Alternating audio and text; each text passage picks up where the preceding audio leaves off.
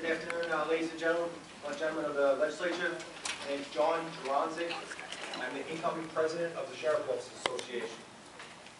What I'm here to speak about today is the Ordinance 604 that is put before you. Now, the primary responsibility and the core mission of a county government is to protect its citizens and to protect the health and safety of its citizens. And it should go without saying that the Sheriff's Department and Correctional Center is a vital, integral part of public safety of the county. The county ordinance that is before this committee today is one that you're voting to send forward to the full legislature. It's one that's going to seriously cut the tools needed for providing the core mission of the county, which is protecting the health and safety of the residents. County Ordinance 604, which is submitted by County Executive Mediano, calls for demotions of 45 correction corporals at the Correctional Center. Now that's 45 frontline supervisors that provide supervision of officers and inmates in the housing areas of the Correctional Center. Each housing area, in essence, is its own precinct. And removing these frontline supervisors from these housing areas, you're reducing post coverage, and you're removing people that have the ability to respond and quell an immediate emergency or disturbance. Duties of corporals include supervising small group of subordinate officers, particular floor, maintaining order and supervising the conduct of inmates. They inspect and tours to assure COs are alert and diligent in their duties. They perform inmate counts, supervise the movement of inmates, and handling all emergency issues at the jail.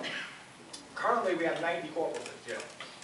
This ordinance that's submitted to you calls for the demotion of half of them.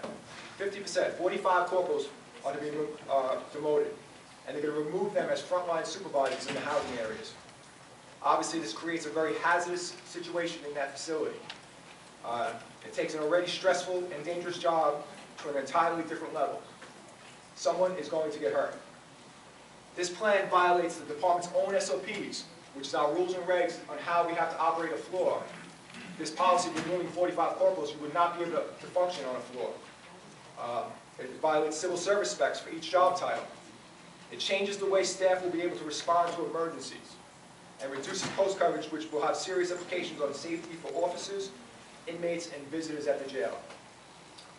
This plan, if enacted, will lead to numerous lawsuits from the inmates for failure to supervise and protect them, as well as from the union for working out of title. Any money that is claimed as savings in 2012 will be given back in lawsuits many times over. It is another case of penny wise and dollar foolish. The history of the jail is not a secret. It should not be a secret to anyone up here.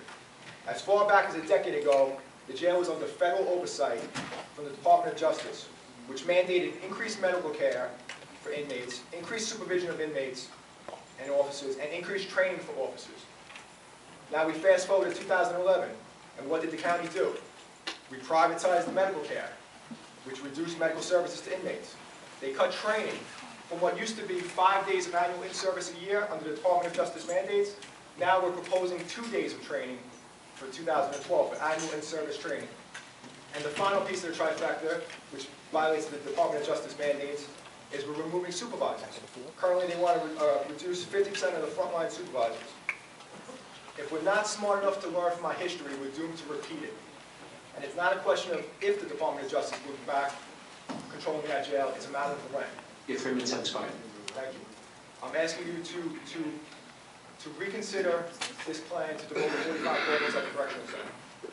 Thank you. Thank you.